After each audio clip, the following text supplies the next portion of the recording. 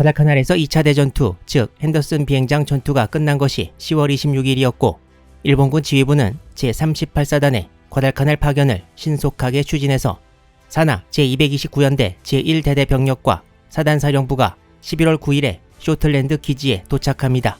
그리고 11월 10일 밤 사단사령부와 일부 병력 그리고 물자가 과달카날에 도착했습니다. 이제 나머지 병력들을 과달카날로 이동시켜야 하는데요.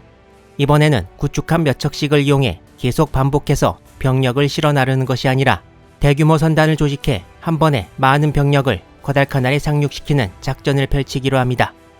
일본 육군과 해군은 38사단에 대해 이런 대규모 수송을 곧 실시하기로 협의하고 예정 상륙일을 11월 13일 혹은 14일로 하기로 결정합니다. 이 수송작전이 앞으로 벌어질 과달카날 해전과 밀접한 관련이 있게 됩니다. 38사단 주력을 태운 수송선은 총 11척이었으며 11월 11일까지 부겐빌섬 남단의 쇼틀랜드 일본군 기지에 집결합니다. 이곳에 모인 병력은 38사단 229연대 1대대와 230년대 2대대 그리고 공병연대 등 기타 부대를 합쳐 총병력은 약 7,000명이었습니다. 지상에서 벌어진 2차 대전투와 거의 동시에 치러진 산타크루즈 해전에서 미국 측은 항공모함 호넷이 침몰하고 엔터프라이즈도 손상을 입어서 비록 단기간이었지만 남태평양에서 사용할 수 있는 항모가 없는 상황이었습니다. 일본도 미군 항모부대와 항공 전력이 약화되었다는 것을 알고 있었기 때문에 구축함을 이용해 소규모로 수송해서 시간을 끄는 것보다 수송선들을 이용해 한 번에 대규모로 수송하는 것이 가능하리라고 생각했던 것입니다. 그렇지만 일본 측은 항모 호넷과 엔터프라이즈가 전부 침몰한 것으로 생각한 반면 엔터프라이즈는 손상만 입고 서둘러 수리와 복귀를 준비하고 있었습니다. 일본으로서는 나름대로 가능성도 있고 해볼 만한 작전이었지만 바로 이 엔터프라이즈의 복귀 가능성을 간과하고 있었다는 점이 이후에 영향을 미치게 됩니다.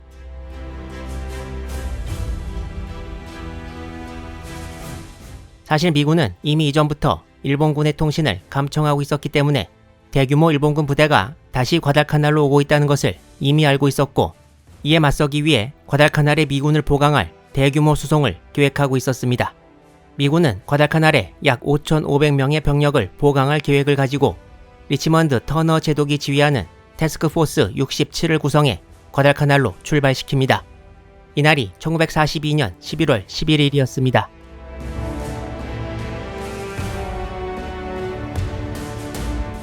미국과 일본 양국이 과달카날로 서로 보충 병력을 보내려고 하고 있을 시점에 여기서 일본은 단순히 수송과 엄호 이외에 다른 작전을 하나 구상하고 있었는데요. 비록 미국 항모부대가 현재 영내에 없다고 봐서 항모에 딸린 항공기들을 걱정하지는 않았지만 과달카날 핸더슨 비행장에 미군 캡터스 항공대는 건재했기 때문에 이전의 수송작전에서 자주 일어났듯이 느린 수송선에 공격을 당해 피해를 입지 않게 하기 위해 미군 비행장에 전함의 대구경포를 이용한 함포 사격을 해서 항공기와 활주로를 파괴하려고 합니다. 사실 이 작전은 일본이 2차 대전투를 앞두고 전함 공고와 하루나를 이용해서 한 적이 있는데요. 1942년 10월 12일 밤에 벌어진 이 공격에서 공고와 하루나는 14인치 포탄을 포함해 거의 1,000발을 핸더슨 비행장에 퍼부어 미 항공대에 큰 피해를 입혔습니다. 10월 달에 이 포격은 일본의 태평양 전쟁 전함 작전 중 가장 성공적인 작전으로 꼽히기도 하는데요. 일본은 38사단을 태운 대규모 수송부대의 상륙에 앞서 다시 한번 전함 포격 작전을 펼쳐 수송부대가 무사히 과달카날에 상륙할 수 있도록 할 생각이었습니다. 이를 위해 일본은 제11전대 소속 전함 2척을 이번 작전에 동원하게 됩니다.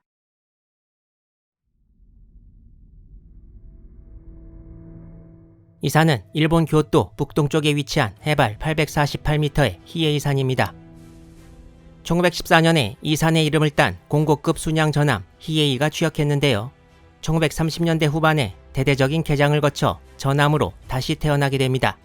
이 전함에도 다른 공고급과 마찬가지로 14인치 35.6cm 주포가 8문 달려 있었습니다. 히에이는 다른 군함들과는 구별되는 특이한 역사를 가지고 있었는데 태평양 전쟁 발발 이전에 일본 해군이 관함식을 할 때 히로히토가 히에이에 탑승했습니다. 또한 청나라 마지막 황제이고 만주국 황제였던 푸이가 1935년에 일본에 왔을 때도 탑승해서 이렇게 히에이의 모습이 나와 있는 우표가 발행되기도 했습니다. 일본어 위키에는 히에이가 태평양 전쟁 이전 일본 해군을 대표하는 군함이라는 언급도 있습니다. 전함 키리시마도 앞에서 살펴보았던 히에이와 똑같이 공고급에서 개장을 거친 전함입니다. 역시 히에이와 마찬가지로 14인치 35.6cm 주포 8문을 보유했습니다. 키리시마는 히에이보다 조금 늦은 1915년 4월에 준공되었고 태평양 전쟁에서도 히에이와 거의 같이 다니면서 전투에 참가했습니다. 이렇게 히에이와 키리시마가 같은 급의 전함 공고 하루나의 뒤를 이어 핸더슨 비행장 포격에 임무를 맡게 되었는데요. 당시 일본 측의 기록에 나온 어느 해군 참모의 말에 의하면 계속되는 과다카날 작전에 일본 해군이 육군에 어느 정도의 부채의식을 가지고 있었다고 합니다. 사실 과다카날 섬에 해군 서령대가 먼저 비행장을 짓기 시작했고 미 해병대에 비행장을 뺏긴 후 계속 일본 육군이 투입되었으나 미군을 몰아내지 못하고 그야말로 엄청난 고난을 겪고 있는 것을 해군도 알고 있었기 때문이었습니다. 그래서 해군 관할 구역에서 싸우는 육군을 돕기 위해 함포 사격 정도는 해야 하지 않나 이런 생각을 하고 있었다고 기록에 전해오고 있습니다. 하지만 히에이와 키리시마의 장교들은 공고와 하루나 때에는 기습으로 성공했지만 미군도 이에 대해 대비하고 있을 텐데 두 번째 시도에도 과연 성공할 수 있을까 걱정을 표시하기도 했지만 작전은 그대로 진행됩니다. 일본 함대와 거의 동시에 과달카날로 향하고 있던 미군 수송부대는 1942년 11월 11일과 12일에 차례로 과달카날에 도착해 물자와 병력을 양육합니다. 이 수송부대는 부겐빌 등에서 이륙한 일본 항공기들의 공격을 받았지만 큰 피해는 없었습니다. 11월 11일에 도착한 수송선과 호위함들은 에스페란스고 대전을 승리로 이끈 노먼 스콧 소장이 지휘했습니다. 미군 수송선들과 호위함들은 11월 12일까지 과달카날에 전부 도착했는데 이건 과달카날을 향해 지금 남하하고 있는 일본 함대보다 조금 빠른 것이었습니다. 그렇지만 이때 일본 함대도 급속도로 과달카날에 접근하고 있었습니다. 이 사진에는 11월 12일 두 대의 일본기가 미군 수송부대를 공격하려다 격추되는 모습이 보입니다. 일본 함대는 히에이와 키리시마를 포함한 핸더슨 비행장 공격부대가 먼저 내려왔는데요. 이 부대의 지휘관은 아베 히로아키 해군 중장이었고 이 함대에는 히에이와 키리시마 이외에 경순양함 한 척과 구축함 11척이 더 있었습니다. 아베 제독의 부대는 이미 과달카날에 미군 함대가 와 있다는 정보를 입수했고 핸더슨 비행장 포격과 더불어 미군 함대도 상대해야 되는 상황이 되었습니다.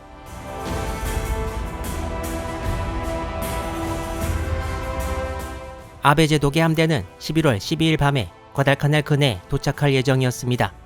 그리고 그 뒤에는 38사단 병력을 실은 수송선과 이를 호위할 구축함 12척이 내려오고 있었는데 다나카 라이조 제독이 지휘하는 이 수송선단은 하루 늦은 13일 밤에 도착할 예정이었습니다.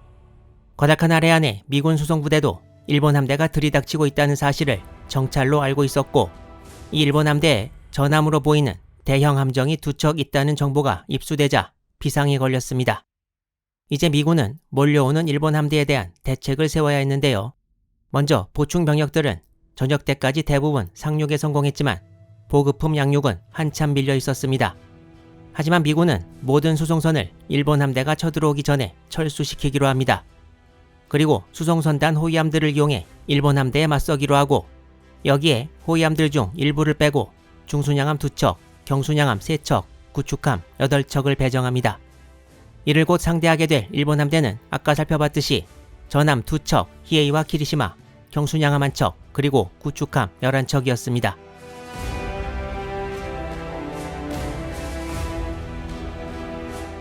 항공모함 엔터프라이즈는 산타크루즈 해전에서 손상을 입고 뉴칼레도니아에서 수리 중이었습니다. 산타크루즈 해전이 10월 27일에 끝나고 11월 1일부터 수리를 시작했는데요.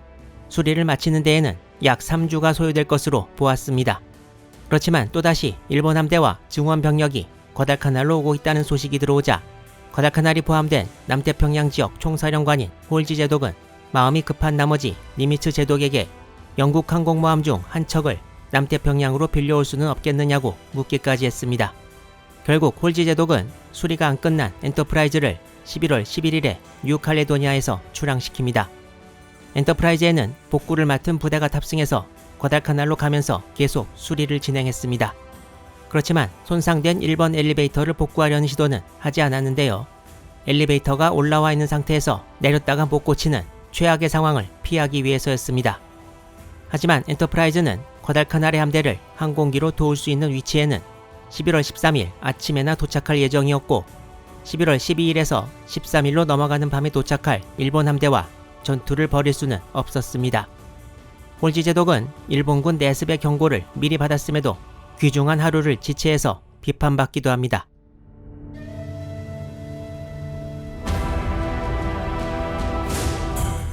미 해군의 터너 제독은 일본 함대에 맞서 전투를 벌일 함대의 지휘관을 임명해야 했는데요. 일단 수송부대와 같이 온 제독들 중에서 아까 소개된 노먼 스콧 제독이 있었습니다. 스콧 제독은 한 달 전에 일본 함대를 맞아 야간 전투를 벌여 승리를 거둔 경험이 있었는데요. 그렇지만 터너 제독은 미군 함대의 총지휘관으로 데니얼 켈러엔 제독을 지명합니다. 노먼 스콧 제독은 이미 태평양 전쟁 중 해군 소장으로서 6개월간의 항해 경험을 보유했으나 켈러엔 제독은 이전에 해임된 곰리 제독의 참모장이었고 해군 소장으로서의 항해 경험은 2주일에 불과했습니다. 일본 함대의 야간 전투 능력이 일단 미군보다 월등한 것은 사실이었고 그렇다면 한 번이라도 전투를 해본 스콧 제독을 지휘관으로 임명하는 것이 당연해 보이는데요. 터너 제독은 왜 이런 결정을 내렸을까요? 과달카날 전사의 권위자인 리처드 프랭크의 설명에 의하면 바로 켈러엔이 해군 소장으로 진급한 날짜가 스콧보다 15일 빨랐기 때문이고 이런 방식으로 지휘관을 임명하는 것이 당시 미 해군의 절차에 맞았기 때문이라고 설명하면서 다른 이유는 찾아볼래야 찾아볼 수 없었다고 말하고 있습니다. 시간은 흐르고 날짜가 바뀌어 11월 13일이 되었습니다.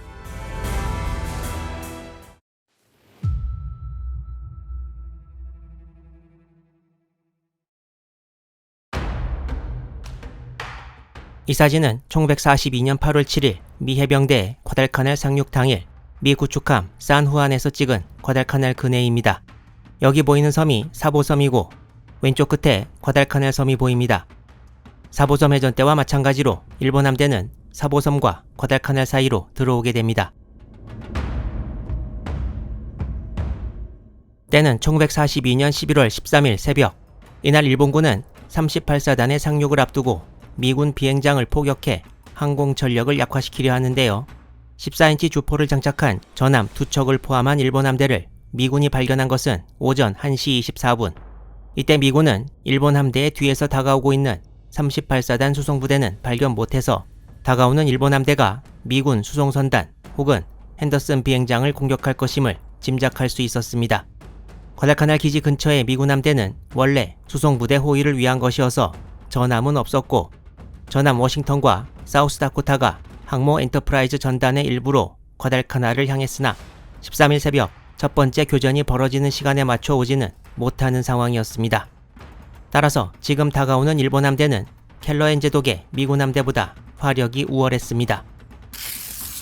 과달카날을 향해 오는 일본 함대는 도중에 강력한 열대성 스콜을 만나서 기록에 의하면 사보섬 근해를 지나면서도 사보섬이 육안으로 보이지 않을 정도였고 구축함 부대와 나머지 함들 간의 연락이 원활하지 않아 함대 대형에 혼란이 생기고 맙니다.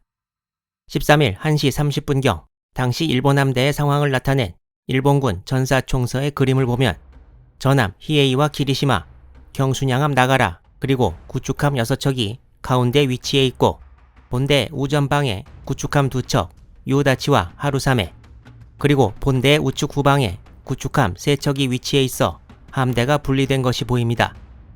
이전에 나왔던 오전 1시 24분은 미 함대 레이더가 일본 함대를 처음 포착한 시각이었고 6분이 지난 오전 1시 30분에는 일본 함대가 핸더슨 비행장 포격의 좌표 결정을 돕기 위해 과달카날 섬에서 일본군이 비춘 조명을 보고 비행장 사격 준비 명령, 포전, 목표 비행장이 하달되었습니다.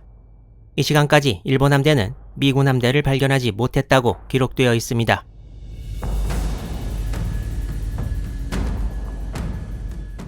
일본 함대와 달리 미군 함대는 일렬 종대를 이루어 일본군과 맞설 준비를 하고 있었습니다. 미군 자료를 보면 당시 미 함대의 대형을 살펴볼 수 있는데요. 먼저 선두의 구축함 4척이 포진했고 중순양함 샌프란시스코와 포틀랜드를 사이에 두고 경순양함 애틀랜타, 헬레나, 주노가 위치했습니다. 함대의 후미에는 구축함 에런워드, 바튼, 몬셋, 플래처가 따라가게 됩니다. 켈러앤 제독이 지휘하는 함대의 기함은 중순양함 샌프란시스코였습니다. 이 전투에서 미군이 했던 실수 중 하나가 바로 이 레이더와 관련이 있습니다. 이 레이더는 SG 레이더라고 불리는데 미 해군이 그동안 써오던 SC 레이더보다 성능이 우월하고 적함 탐지 전용으로 1942년부터 시작해서 1943년에는 SC 레이더를 전부 대체하게 됩니다. 이날 미군 함대 함정 13척 중에서 5척이 이 신형 레이더를 장착하고 있었는데요. 성능이 좋은 레이더를 달고 있는 함정이 대열의 맨 앞쪽에 위치하지 못하는 바람에 일본함 탐지에 불리하게 작용하게 되었습니다. 전체 함대를 지휘해야 할 켈러앤 제독의 기함 샌프란시스코에도 SG 레이더는 없었습니다. 또한 켈러앤 제독은 이날 휘하 함장들과 자신의 작전 계획을 공유하지 않았다고 합니다. 이러한 실수들은 이후 전투에 어떻게 작용하게 될까요?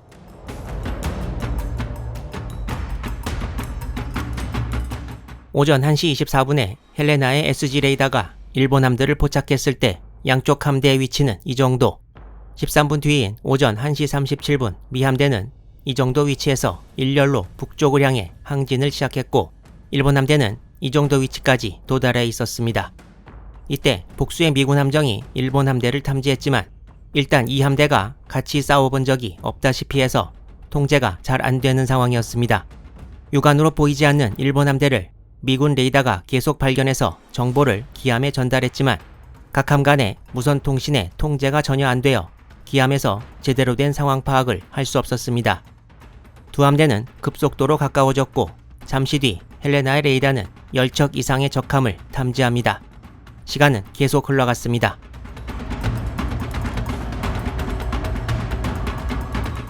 (11월 13일) 오전 1시 42분 양 함대 간의 거리는 상당히 가까워졌습니다. 미 함대의 선두에선 구축함 쿠싱은 좌현에서 우현으로 진행하는 일본 함정들을 목격합니다. 이 두 척의 함정은 계속 선두에 서서 다가오던 일본 구축함 유다치와 하루사메였습니다. 같은 시간인 1시 42분 일본 기록에는 유다치가 쿠싱을 발견했다고 기록되어 있습니다.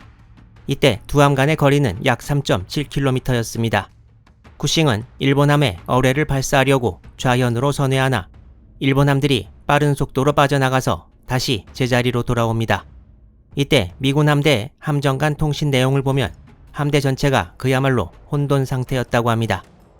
1분 뒤인 오전 1시 43분 일본 전함 히에이에서 미군 구축함들 뒤에 있는 순양함들을 목격하고 적함대 발견 소식을 전함대에 타전합니다. 10여 분 전까지만 해도 미군 함대가 없다고 생각했던 일본 함대는 갑작스런 미군 함대의 출현에 경악했다라고 기록에 나와 있습니다. 처음 발견 이후 두 함대 간의 거리가 급속도로 가까워지는 사이 두 함대 중 어느 쪽도 특히 미군 함대가 먼저 발견하고도 사격을 시작하지 못해 중요한 시간을 낭비한 셈이 되었습니다.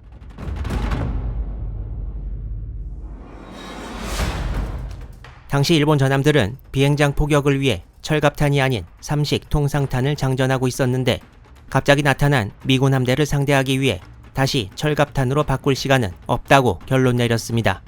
시간은 더 지나고 이제 미군 함대가 일본 함대 사이로 들어가기 시작했습니다.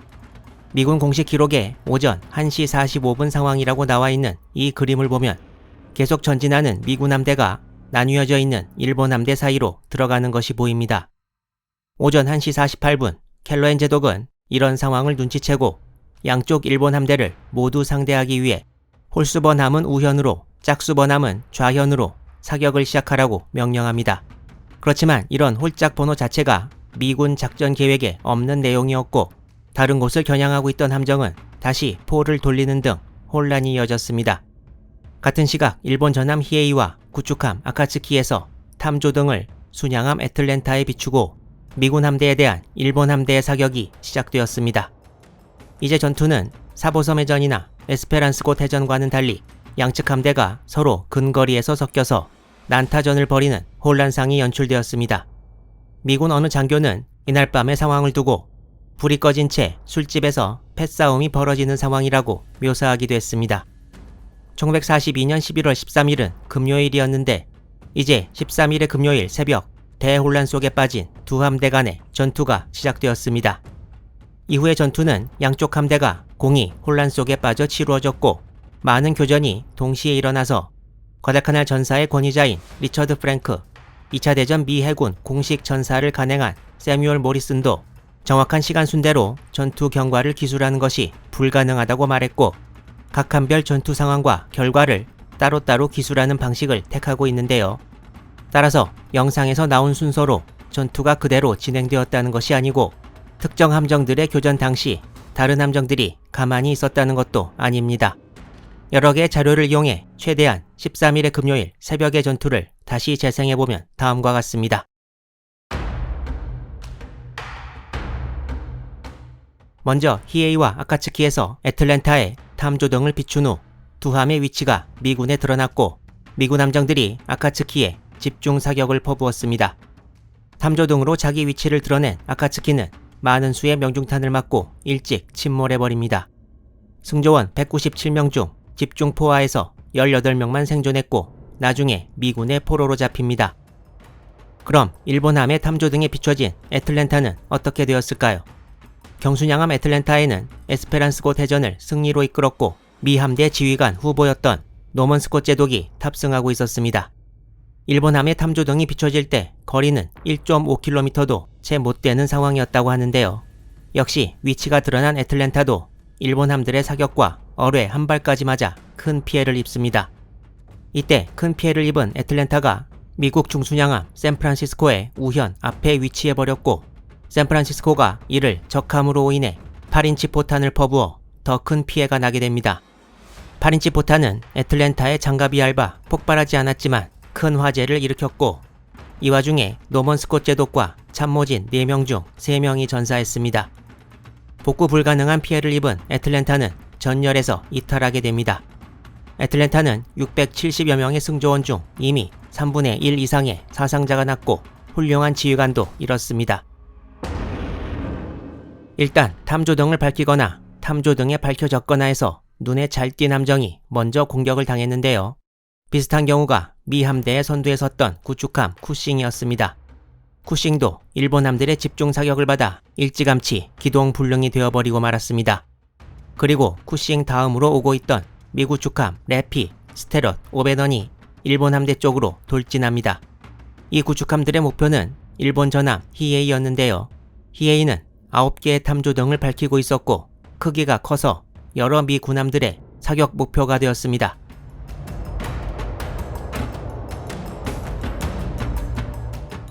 히에이는 미 구축함 세척이 워낙 근거리에서 빠른 속도로 다가와서 제때 14인치 주포와 6인치 부포의 각도를 낮춰서 사격할 수 없었습니다. 곧 구축함 세척이 히에이의 옆을 지나가기 시작했습니다. 구축함 래피가 히에이 옆을 통과할 때 거리는 약 5m에서 10m였던 것으로 추정됩니다. 세척의 구축함은 5인치 주포와 20mm 대공포로 히에이에 맹렬한 사격을 퍼부어서 아베 히로아키 중장이 부상을 입고 참모장이 전사하기도 했습니다.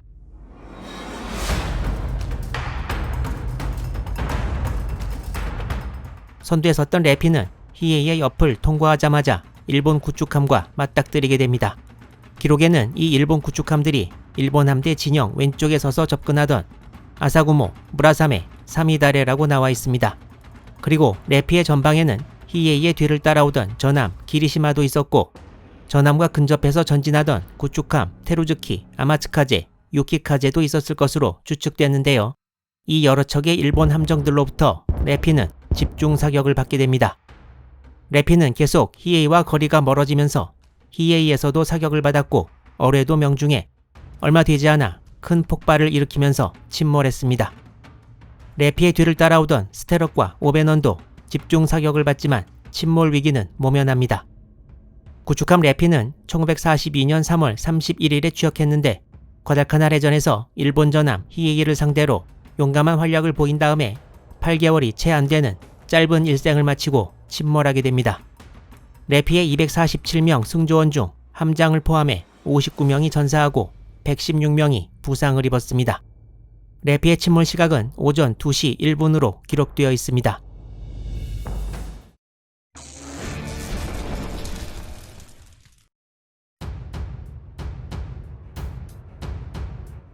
난데없이 미 구축함에 난타를 당한 히에이는 복수의 대상을 고르는데 바로 2300m 거리까지 근접해 있던 미 함대의 기함 샌프란시스코였습니다. 이미 2명의 제독 중 스콧 제독은 전사했고 켈러엔 제독이 탑승하고 있는 샌프란시스코는 이제 히에이의 14인치 주포를 어떻게 막아낼 수 있을까요? 샌프란시스코는 히에이와 기리시마로부터 계속 명중탄을 맞고 큰 피해를 입기 시작합니다. 이때 함교에 맞은 명중탄 하나로 켈러엔 제독과 대부분의 지휘부가 전사합니다. 일본 함대의 집중사격으로 애틀랜타에 있던 스콧 제독이 전사한 데 이어 미 함대는 이제 2명의 제독을 전투 시작 얼마 되지 않아 잃게 된 것입니다. 만약 히에이와 기리시마의 14인치 포에서 발사한 포탄이 삼식탄이 아니라 철갑탄이었으면 샌프란시스코는 바로 침몰했을 텐데 다행히 샌프란시스코는 침몰하지 않고 전열에서 이탈하는 데 성공합니다.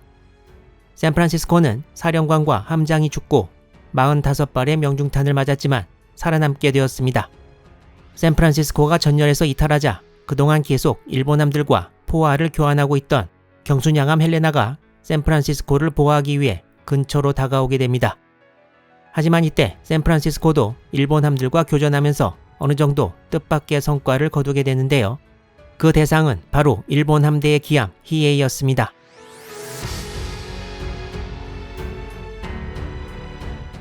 일본 전함 히에이는 11월 13일 전투가 시작되면서 상당히 고초를 많이 치렀는데요. 미군 구축함 3척이 쓸고 지나가면서 상부 구조물에 최소 50여 발 이상의 5인치 포탄을 맞았고 같은 편으로부터 5인 사격을 받은 것은 미군 측만 그랬던 것이 아니어서 일본 구축함 사미다레와 서로 포화를 교환하기도 했습니다.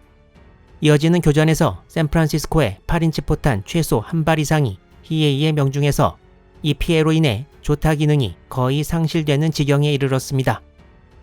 또한 히에이는 통신 기능도 큰 피해를 입어 다른 일본함들과 소통이 힘들게 되었습니다. 히에이는 이제 큰 위기에 봉착했습니다. 이것은 11월 13일 오전 1시 48분경 첫 교전이 시작될 때 상황도입니다. 기함인 샌프란시스코 아래쪽의 미군 함정들도 초반부터 전투에 참가했는데요. 먼저 샌프란시스코와 거의 같은 중순양함이었던 포틀랜드가 있습니다. 포틀랜드는 교전이 시작된 지 약 10분 후인 오전 1시 58분 우현 후미 쪽에 어뢰를 맞고 스크류와 키에 큰 손상을 입어서 오른쪽으로 원을 그리면서 도는 기동밖에 할 수 없는 처지가 되었습니다. 포틀랜드는 8인치 주포를 히에이를 향해 발사했으나 큰 피해는 주지 못한 듯 보이고 이후에는 전투에 많은 기여를 하지는 못했습니다. 조금 전에 등장해서 샌프란시스코를 보호하기 위해 간 경순양함 헬레나는 5발의 명중탄을 맞았지만 큰 피해는 입지 않은 상태였습니다. 미 함대 후미 부분의 경순양함 주노와 구축함 4척도 약간의 시간차를 두고 전투를 벌였습니다.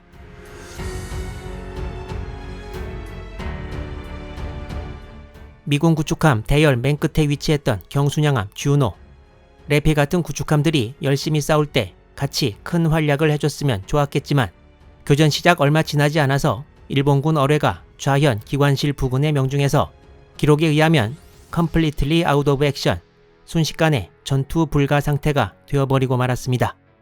이제 주노는 전투에서 활약하는 것이 문제가 아니라 계속 떠 있으면서 안전하게 후방으로 퇴각하는 것이 급선무가 되었습니다. 후미 구축함 대열에 선두에 섰던 에런 워드의 기록을 보면 이 전투의 상황이 극명하게 드러납니다. 처음에는 탐조등을 켜서 위치가 드러난 히에이를 향해 사격하면서 전진하다가 갑자기 앞에 나타난 일본 구축함 유다치를 피하기 위해 급히 정지하고 갑자기 나타난 어뢰 2발이 좌연에서 우현 쪽으로 밑으로 지나가는 것을 목격합니다. 이 어뢰 2발은 에런 워드의 뒤에 따라오던 구축함 바튼에 명중합니다. 구축함 바튼은 히에이의 어뢰를 발사한 후 갑자기 순양함 헬레나가 앞에 나타나자 충돌을 피하기 위해 정지해 있는 사이 어뢰를 보일러룸과 엔진룸에 한 발씩 맞았습니다. 구축함 바튼은 큰 폭발과 함께 두 동강이 나서 바로 침몰하고 승조원 232명 중 164명이 전사했습니다.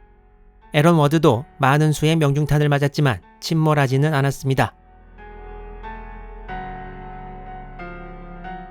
에런 워드와 바튼의 뒤를 따라오던 구축함 몬세는 전투 초기에 함 위에서 조명탄이 터지는 것을 보고 아군 함인 줄 알고 식별 표시 등을 켰다가 순간 일본함으로부터 탐조등과 포탄 세례를 받았습니다.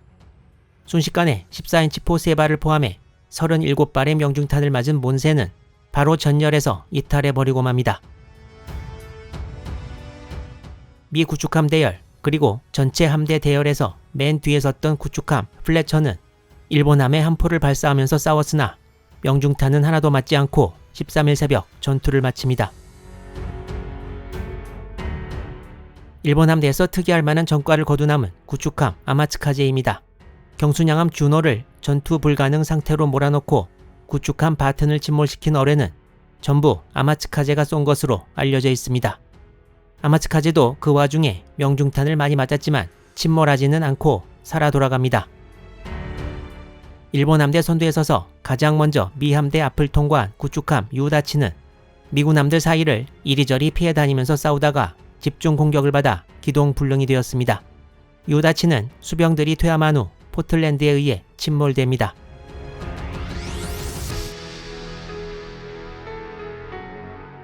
이 상황도는 13일 새벽에 벌어진 전투를 미군 공식 기록에서 나타낸 것인데요. 실제 전투가 벌어진 이 지역은 최대한 넓게 잡아도 가로 세로 약 3에서 4km 정도에 불과하고 이 지역에 많은 수의 함정이 어둠 속에 서로 엉켜서 난타전을 벌이는 바람에 시간순으로 작성되고 각 함의 교전 상대가 명확하게 나온 기록은 없습니다. 13일 새벽의 전투에서 일본은 구축함 한 척이 확실히 침몰하고 한 척이 기동불능이 되었고 반면에 미국 측은 구축함 레피와 바튼이 확실히 침몰한 것 이외에 전투 불능이 된 함들이 많아서 이제 제대로 싸울 수 있는 함은 경순양함 헬레나와 구축함 플래처밖에 없었습니다. 13일의 금요일 새벽의 전투도 역시 일본 함대의 야전 능력이 10분 발휘되었는데요. 미군의 하나 큰 수확이라면 일본 전함 히에이가 조타불능이 되어버렸다는 것이었습니다. 그럼에도 불구하고 일본 측 피해가 경미해서 밀고 들어간다면 더 큰 전과가 기대되었는데요. 예상 외의 일이 생깁니다.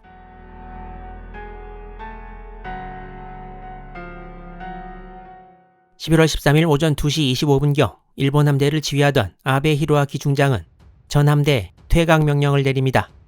뒤에 오는 38사단 수송부대를 위한 핸더슨 비행장 포격은 포기해버린 것이고 미 함대를 경멸시킨다면 수송부대도 안전하게 과달카날에 도착할 수 있었는데 그것도 포기해버린 것입니다. 히에이에 탑승했다가 본인도 부상을 입고 겁을 먹었기 때문일 수도 있겠지만 일단 비행장 포격용 30탄을 다 써버렸고 날이 밝으면 핸더슨 비행장의 미군 항공기에 노출된다는 것도 이유 중 하나로 볼 수 있을 것입니다. 일본 함대는 구축함 2척을 조타불능이 된 히에이 엄호를 위해 놔두고 퇴각합니다. 이제 조금 있으면 날이 밝아올 것인데 히에이의 운명은 과연 어떻게 될까요? 당시 과달카날의 미군 기지에서는 병사들이 해변에 모여 해전을 지켜봤다고 기록되어 있습니다. 비록 군함들이 직접 보이지는 않았겠지만 이때의 증언에 의하면 이날의 해전을 엄청난 불빛과 굉음의 아수라장이라고 표현하기도 했습니다. 돈틀리스 폭격기들은 순항 속도가 시속 300km 정도였기 때문에 날이 밝으면 최대한 빨리 출격해서 미처 빠져나가지 못한 일본함들을 찾게 될 것이었습니다. 이제 캡터스 항공대의 시간이 다가오고 있었습니다.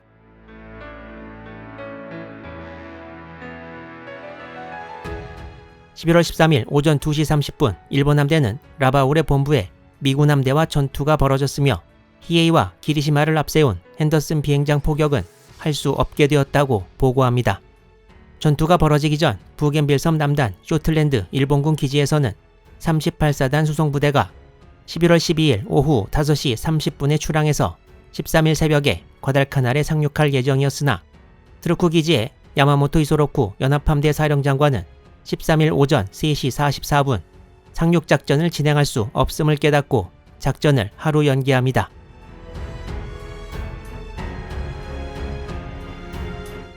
이때 히에이는 호위 구축함들과 함께 계속 위험 지역을 빠져나가려고 노력하고 있었습니다. 히에이의 키는 계속 고정되어 움직이지 않았고 이를 고칠 수 있는 곳은 침수되어 있었습니다. 이때 히에이의 함장은 니시다 마사오 대좌였는데요. 니시다 함장은 이번 히에이와 기리시마의 비행장 포격 작전에 대해 똑같은 작전을 2번 하는 것이 성공할 리가 없다면서 맹렬히 반대했다고 합니다. 그렇지만 야마모토 사령장관의 뜻이 확고한 것을 보고 결국 동의했다고 하는데요. 작전 출정 격려 모임이 끝난 후 야마모토 사령장관이 니시다 대좌를 불러서 이번 작전이 끝나면 니시다 대좌를 야마토의 함장으로 임명하겠다는 얘기를 했다고 합니다. 니시다 대좌는 해군병학교와 해군대학교를 각각 3등과 2등으로 졸업한 우수한 장교였습니다. 다시 11월 13일로 돌아와서 일단의 장교들이 히에이를 과달카날로 돌진시켜 비행장을 포격하고 이후 수병들은 육지에 상륙시켜 싸우자고 건의했다는데요. 니시다 함장은 히에이 같은 귀중한 전함을 쉽게 포기해서는 안 된다는 생각에 장교들의 제안을 거절하고 최대한 히에이를 살려서 퇴각하기로 합니다. 이때 히에이는 함내 화재로 무선 장비도 쓸 수 없는 상황이었습니다. 니시다 함장은 수병들을 동원해 인력으로 키를 중간 위치로 돌리고 침수가 빨리 진행되지 않게 속도를 줄여서 전진하는 방법을 택합니다. 그렇지만 문제는 이제 날이 빨리 밝아오고 있었다는 것이었습니다. 히에이의 수병들은 알맞은 복구 자재가 없어 모포와 매트로 들어오는 물을 막으려고 시도했습니다. 이제 미군 항공기의 공격을 어떻게든 막으면서 서서히 후방으로 가면 될 것 같았는데 같은 시각 키를 인력으로 고정시키던 수병들이 해수가 목까지 차오르자 수병들은 안전한 곳으로 피신했고 키가 다시 돌아간 히에이는 우현으로 급격히 선회했습니다. 히에이는 더 이상 방향을 잡고 퇴각할 수 없는 상황이 되고 말았습니다. 이제 날이 밝았고 약 40여 킬로미터 떨어진 핸더슨 비행장에서 미군 항공기들이 출격하기 시작했습니다. 핸더슨 비행장의 항공기들의 첫 공격은 오전 6시 15분경으로 추정됩니다. 히에이에 대한 항공기 공격은 자료마다 전부 사실관계가 달라서 확실하지 않은데요. 첫 번째 공격에서 히에이에 1000파운드 폭탄 한 발이 명중한 것은 사실로 보입니다. 히에이의 위치를 파악한 미군 항공대의 공격은 계속돼서 오전 7시 15분에는 어벤져 뇌격기 편대도 나타나서 히에이에 공격을 가했습니다. 히에이는 속도를 높여 회피 기동을 하면서 선체에 뚫린 구멍을 메웠던 모포 등이 빠져나가 다시 침수가 가속되었습니다. 이미 6시 15분경에 히에이를 찾고 있던 구축함 유키카제가 도착했고 오전 8시까지는 다른 구축함들도 호위를 위해 히에이 옆에 모여들었습니다. 일본 함대 총지휘관이었던 아베 제독은 오전 8시 15분경 유키카제로 옮겨탑니다. 이때쯤이면 히에이가 자력으로 복귀할 수 없다는 것이 명백해졌고 낮에는 미군의 공습을 어떤 수를 써서라도 버티다가 밤에 전함 키리시마를 이용해 안전한 후방으로 복귀하려는 계획을 세우게 됩니다. 일본군이 대책을 숙고하고 있는 사이 더 많은 미군 항공기들이 나타나서 히에이를 공격했습니다. 여기에는 드디어 과달카날 인근 해상에 도착한 항모 엔터프라이즈의 항공기들도 있었고 일본군 기지와 항모 준요에서 보낸 전투기들과 공중전을 벌이기도 했습니다. 계속되는 공격에서 미군 어뢰는 일찍 터지거나 해서 역시 명중탄을 내지 못했습니다.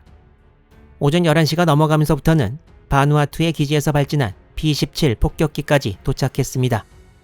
13일 오전 공중에서 찍은 이 사진을 보면 키가 고정돼서 오른쪽으로 선회하는 히에이의 모습과 함에서 새어나온 기름 그리고 히에이 옆에 떨어지는 폭탄의 모습이 보입니다. B-17 폭격기 공격대에서 한 발의 명중탄이 나왔고 이후 또 다른 돈틀리스 급강한 폭격기 편대에서 3발의 폭탄을 히에이에 명중시킵니다. 그리고 어벤져 뇌격기 편대에서 드디어 어뢰도 명중시키기 시작했습니다. 이제 온전했던 엔진도 망가졌고 침수가 더욱 가속화되면서 히에이의 끝이 다가왔습니다. 결국 니시다 함장은 총원 퇴거 명령을 내리게 됩니다.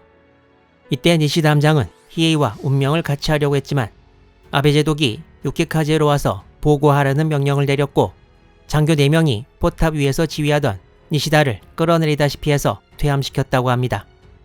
히에이는 13일 늦은 저녁 혹은 밤에 침몰했습니다. 1차 대전이 시작되던 1914년 순양 전함으로 취역해 이후 전함으로 개장되고 여러 활약을 해온 역사 깊은 전함 히에이는 이렇게 운명을 다했습니다. 히에이에서는 전사 188명, 부상 152명이 나왔습니다. 하지만 비극은 히에이에만 닥친 것이 아니었습니다.